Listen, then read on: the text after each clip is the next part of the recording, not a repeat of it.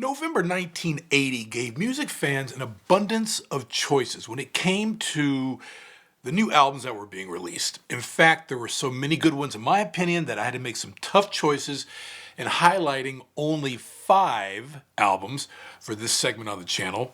By the way, welcome to Dr. Pundit, where we talk about music, not medicine. I'm Michael Douglas. Now, as a result, some popular albums by Neil Young, Rod Stewart, REO Speedwagon, I didn't think made the cut during this huge release month. And November, by the way, used to be a huge release month by record companies because they would set up these huge albums to be released that month in advance of the holiday season to pique everybody's interest. And, just another kind of anachronism in music history, just a nice footnote.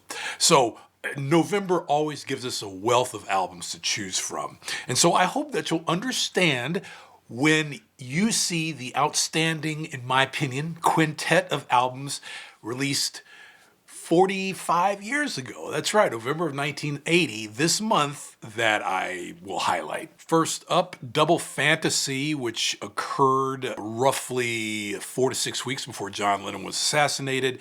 It was intended as a new musical beginning for Lennon and Yoko Ono. They were artists still slightly reinventing themselves in the context of where they were going in their lives. And the LP is essentially, I've always thought of as a conversation of sorts. For example, John Lennon's I'm Losing You gets answered by Ono's I'm Moving On. John Lennon's death ensured that the songs on the record would experience intense scrutiny, and luckily, sweet, subtly moving songs like the #1 hit Just Like Starting Over, the #10 song Watching the Wheels, and the #2 hit Woman were up for the challenge. Great album. Next up, Blondie, Auto-American. Blondie received some serious pushback when the band submitted their 5th album to the record company. Now, the execs got a little squirrely when they heard the band branching out into antiquated show tunes, reggae, and even famously rap. Luckily, the band Blondie stuck to its guns. The public rewarded them with a pair of #1 hits in the form of The Tide is High and Rapture, the latter of which helped put top 40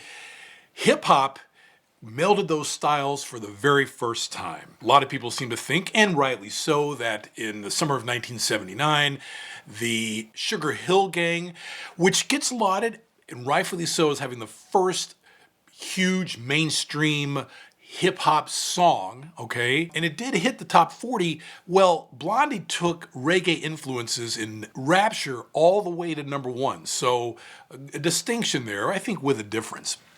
And elsewhere, the band on this album still showed that they had their new wave chops on great tracks like Live It Up and Do the Dark. Worth a listen, especially that last one. Super Trooper by ABBA. And now when you put this CD on, or when you listen to it on a streaming service, you think for a moment that it's just pop candy business as usual for the legendary Swedes, okay? But then the heartbreaking top 10 smash from 1980, The Winner Takes It All, follows. That's when you really realize that things are getting so slightly darker for the quartet. For every Sugar Rush track like Lay All Your Love on Me, another great track, there's something pained and pretty like Happy New Year, another great track. The Downcast tracks paved the way for their harrowing final album, The Visitors, just a few years later. Alan Parsons' project Turn of a Friendly Card for years. Eric Woolfson had been pestering Alan Parsons to take more of the lead vocals on the Alan Parsons Project albums. Parsons relented a little bit on the Turn of a Friendly Card, and it paid off.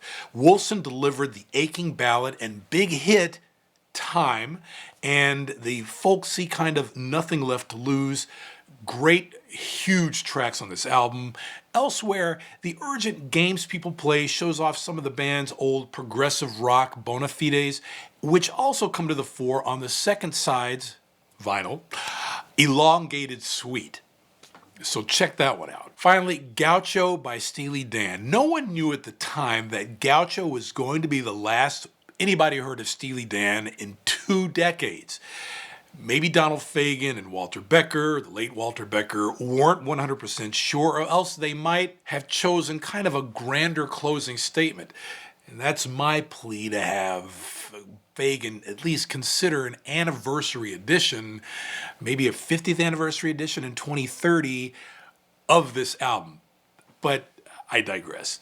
As it is, the album kind of breezes by, even with 5 out of 7 songs clocking in at longer than 5 minutes. Hey 19, the big hit from the album, which hit number 10, offered a wryly funny look at May to December romances. The better song, Time Out of Mind, delivers, I think, a smooth, rhythmic, kind of R&B-ish kind of bed to it. And of course, the fabulous Babylon Sisters, luxurious in all of its arrangements and lyricism, just a completely elegant tune. And there you have it, 5 great albums released in November of 1980. Double Fantasy, John Lennon, Auto-American, Blondie, Super Trooper, ABBA, The Turn of a Friendly Card by Alan Parsons Project, and Gaucho by Steely Dan.